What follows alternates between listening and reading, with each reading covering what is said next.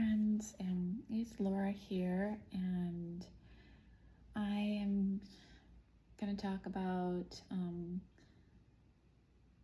day 3 on my gratitude journey and what I'm grateful for. And I'm going to talk about the Sacred Heart and how I'm grateful for this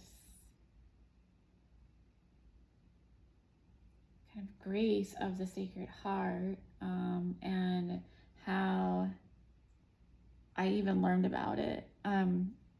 So, a little background on me. I was in the New Age for quite a bit, close to 30 years. And I did a lot of yoga, meditation.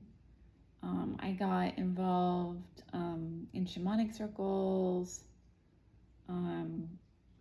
even some kind of like pagan type stuff. And I think the way that I would describe it, it's kind of interesting. We had a priest talk about this. He said, if you can imagine sheep in a pasture, that when you lose a sheep or a lamb, I'm sorry, I don't know the plural of sheep. Is it the same? Sheep? When you lose, we'll say lamb. When you lose a lamb, it's not often or typical that you lose them because they bolted. It's because they're nibbling and they're just not paying attention to where they're going. So they have a little grass here, a little grass there. They're not really looking, where they are. And then all of a sudden they're outside of the fence and they just keep going and going and going. And that's really how it started with me, with my journey into non-Christian practices.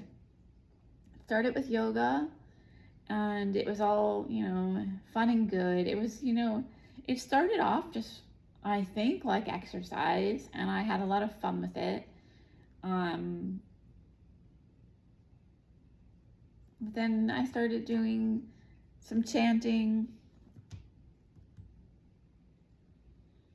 started doing some more meditative practices, and it was like a nibble here and a nibble there.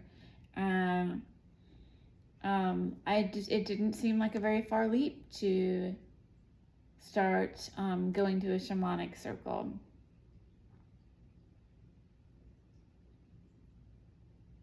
All the while, I would say that I had what I considered God and love in my heart. But there were a few things that I got into Kundalini Yoga, and I didn't even spend a lot of time in Kundalini Yoga. It was just a few months. And then I was part of kind of like a group therapy group that was based on the 12 steps, believed in a higher power, but also incorporated what was called women's wisdom. And that's where I started getting introduced to some more like nature-based spiritual practices. And some of those practices, not that I really engaged directly with them, because it was always kind of like, your own version of higher power. So it's like I would come in with my higher power as God, but other people would be coming in with their higher power of, other deities and stuff. in any case, I think the nibbling, the dabbling, all of that opened my family up to spiritual darkness.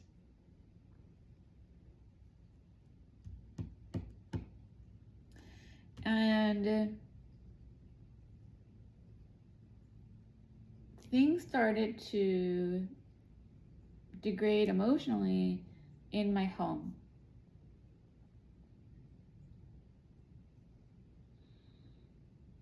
Now, could there have been other factors, other things going on? Was it all just, spiritual attack? It's challenging to discern that, because I think it's a mix. But what I will say is that I didn't like the way things were going, and I was kind of blind to the fact that anything I was doing, in spiritual practice could be having an effect on my family. Because like I said, I really thought that everything I was doing was for love and light, and I prayed to God, but in ways that it was just not good. Okay. So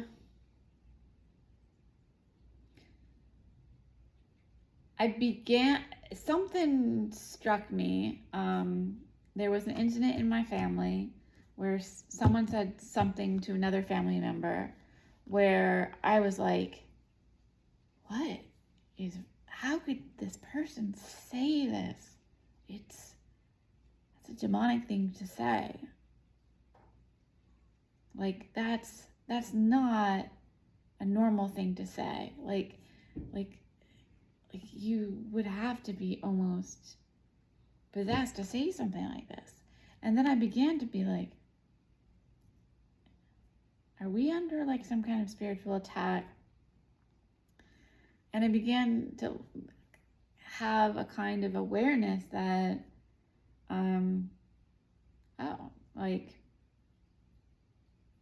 there could be some dark forces at work that I need to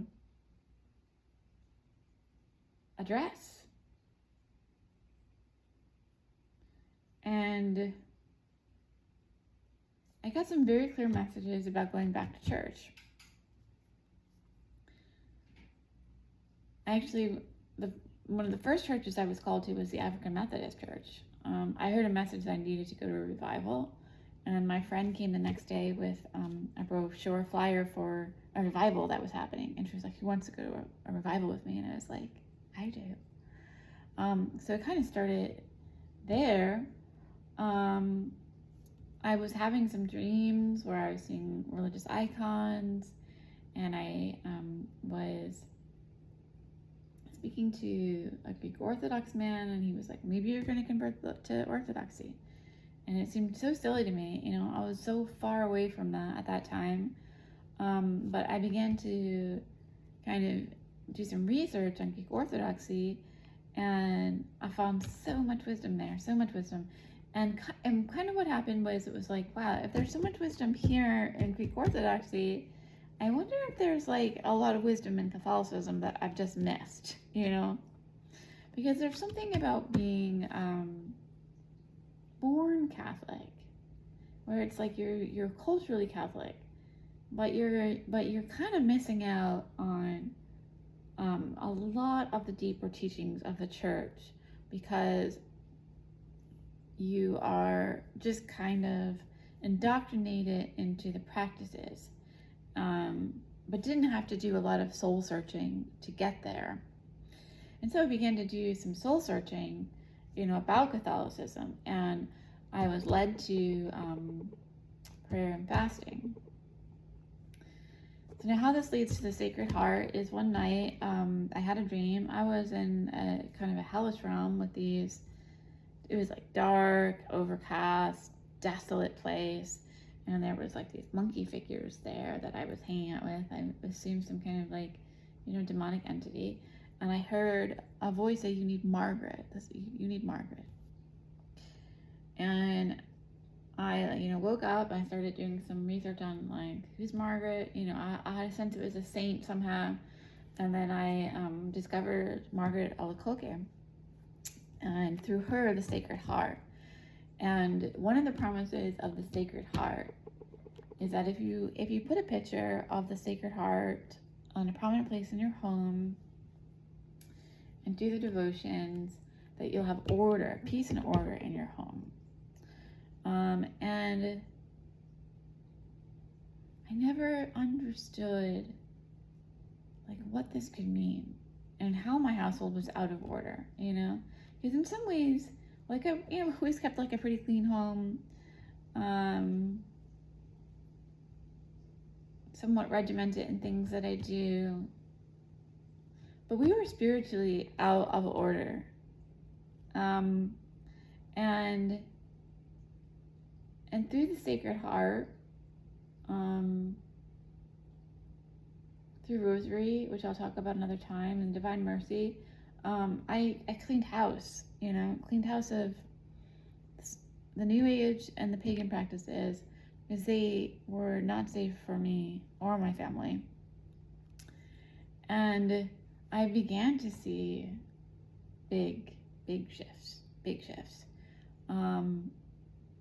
There was an individual in my family who I had an incredibly challenging relationship with, and was on the receiving end of tremendous amount of negativity. And it was like once I cleaned house and had the Sacred Heart at the center of my home, all of that stopped, by the grace of God. Thank God, it stopped. And it's early days, but I have like hope like I didn't have before. So that is my third day of gratitude for the Sacred Heart, and thank you for listening.